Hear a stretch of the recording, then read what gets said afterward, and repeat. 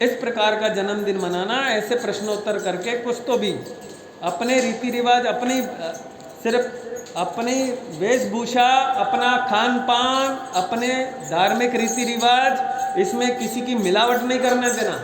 आपको सब भ्रष्ट बनाने के लिए तुले हुए हैं। तो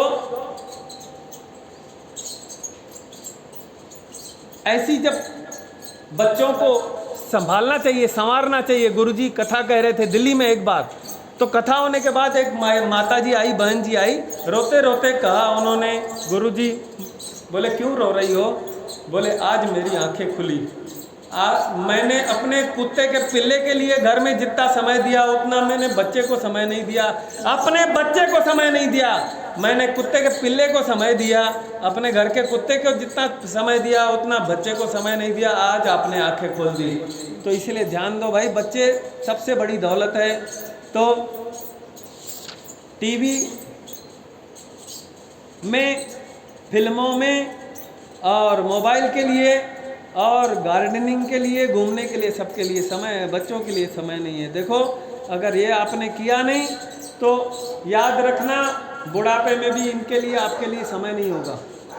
पहले बो तो आगे मिलेगा, नहीं तो फिर अपेक्षा मत रखना।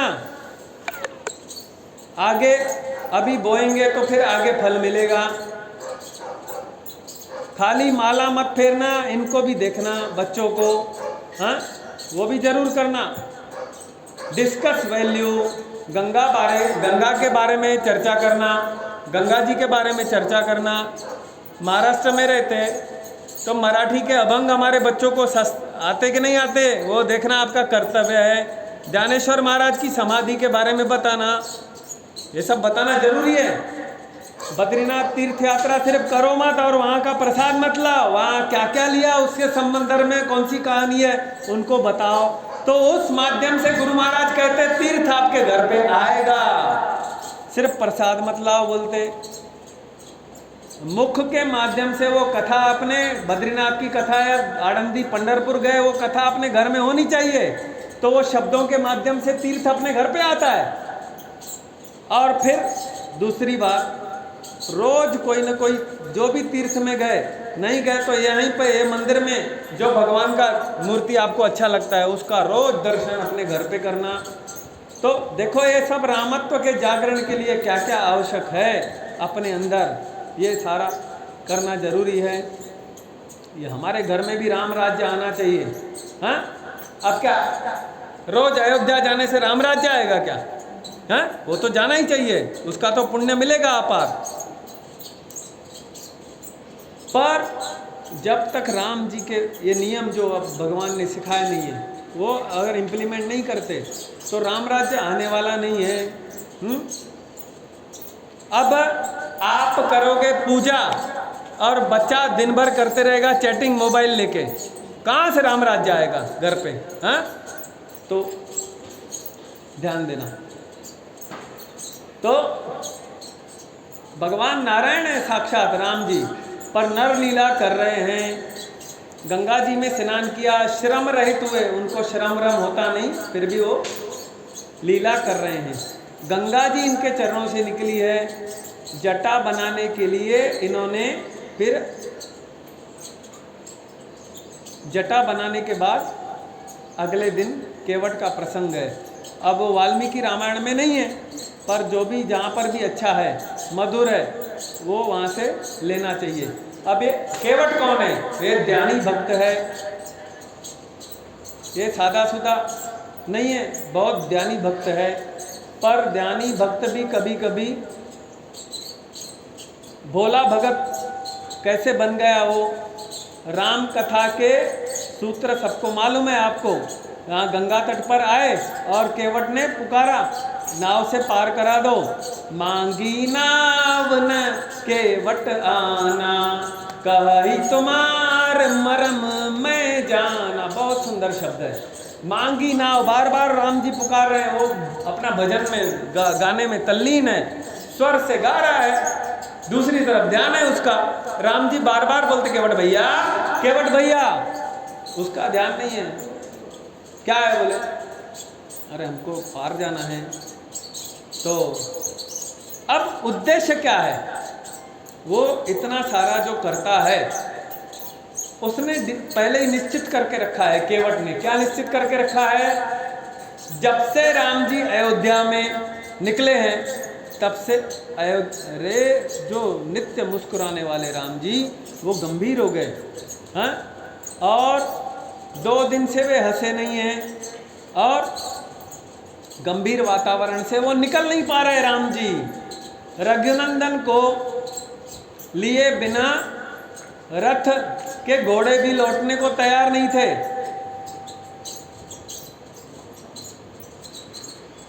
8 नहीं 16 लोगों के द्वारा वो 4 घोड़े जो लगे हुए थे उनको घसीट कर लेके जाना पड़ा। वो वापस जाने के लिए तैयार नहीं थे। सुमंत्र मस्तक पीट के रो रहे थे, तो भावना प्रधान भीलों के आंखों में भी आंसू आ गए, गुह्य भी रोने लगे। राम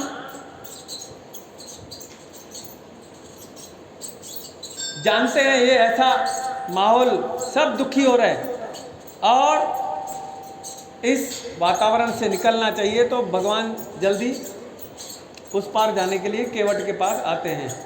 तो केवट ने अपनी बातों से, ऐसी अटपटी बातों से ऐसी स्थिति निर्माण कर दिया है, ऐसा भगवान को ऐसे शब्दों के चपेट में लाकर, और भगवान ठाका मार के राम भद्र हंस पड़े। बस उसको यही करना था।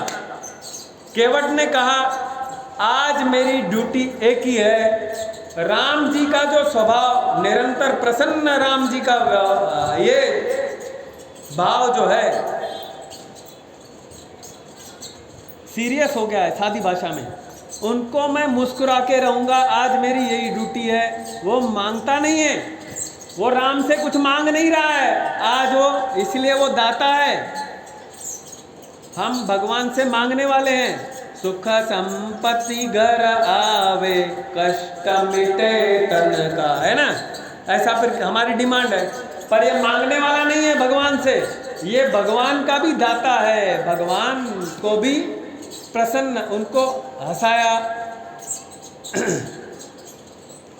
केवट भाग्यवान है,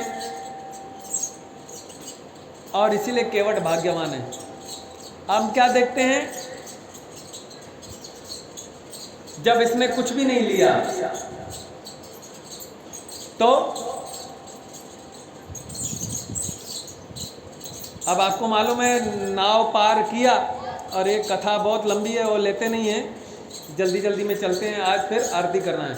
तो अंगूठी देते हैं, अंगूठी भी लेता नहीं है, नहीं, वो कहता है नहीं, अब भगवान से मांगने वाले यानी भगवान से कुछ लेने वाला समय नहीं है। नहीं बोले भगवान, अच्छा आप देना चाहते ना, कोई बात नहीं, मैं भी लूँगा, पर अब नहीं लूँगा, अब लेने वाला दिन नहीं है, अब तो दुख के क्षण हैं, इसलिए कब लेंगे, आप जब लौट के आओगे ना तब लेंगे। तो केवट ने निर्णय किया,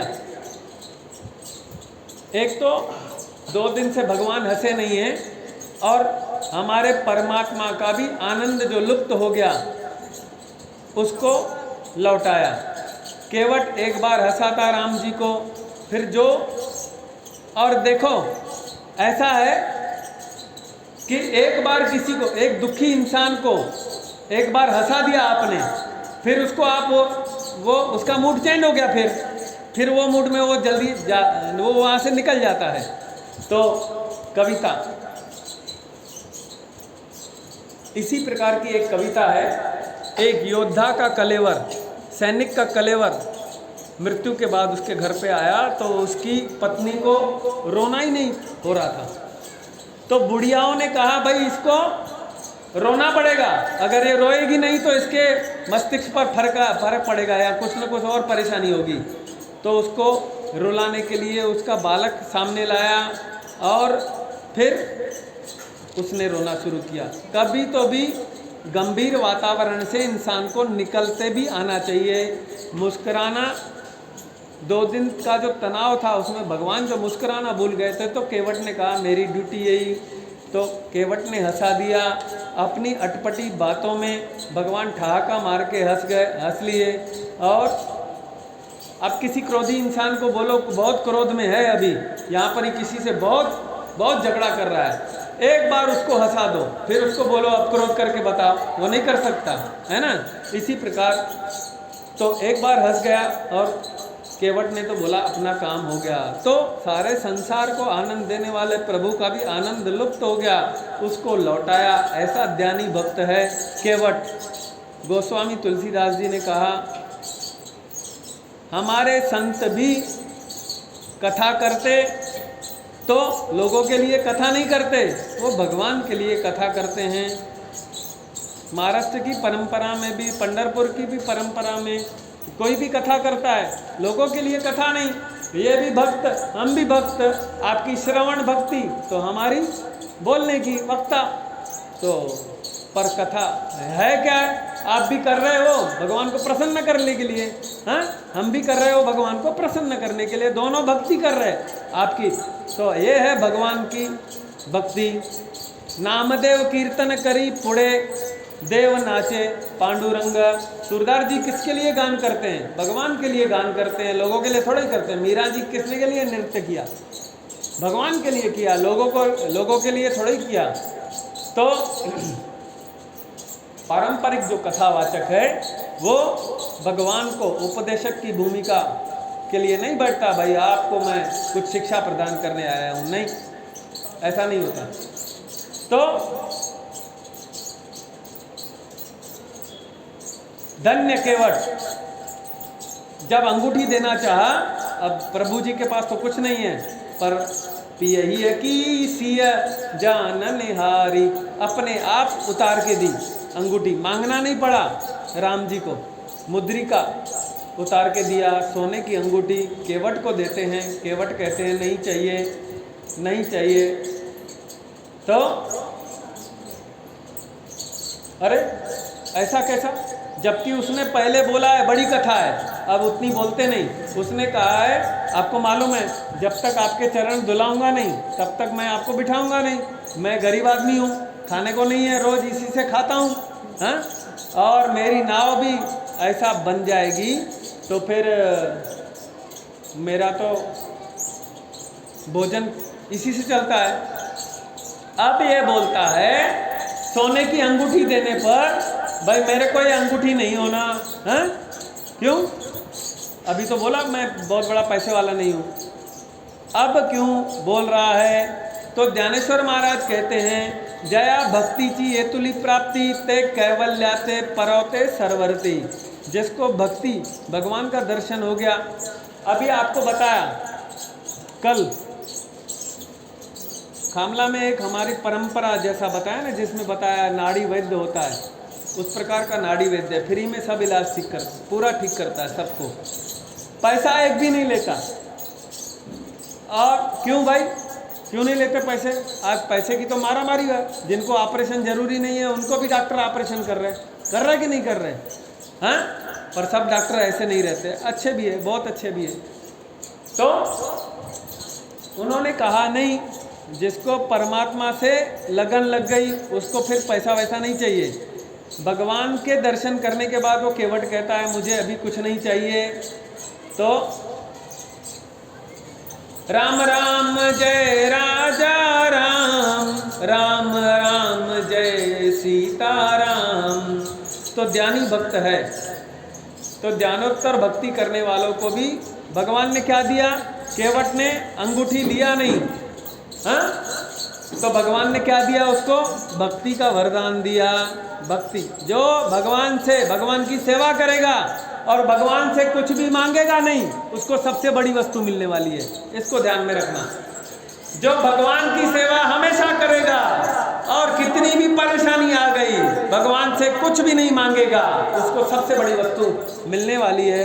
भगवान ने कहा भक्ति की प्राप्ति तो उनको वरदान पहले ही दे दिया, फिर वापसी में क्या कहा था केवट ने? अब जब आप लौट के आओगे तब जो देना है तब दे देना, मैं ले लूँगा। फिर भगवान लौट के आए तो फिर इनको बोले मेरा राज्य पर राज्य सिंहासन होना है, तो चलो तुम कितने दिन तक रहा, भगवान का मित्र बना, भगवान ने मित्र बना दिया इसको। और अब पहले ही ले लेता था तो फिर नुकसान में जाता। तो इसलिए जो कोई भी भगवान से नहीं लेता है वो बहुत फायदे में रहता है। और इसकी थोड़ी बातें जो है कथा बहुत बड़ी, लेकिन कल देखेंगे इसको। सियावर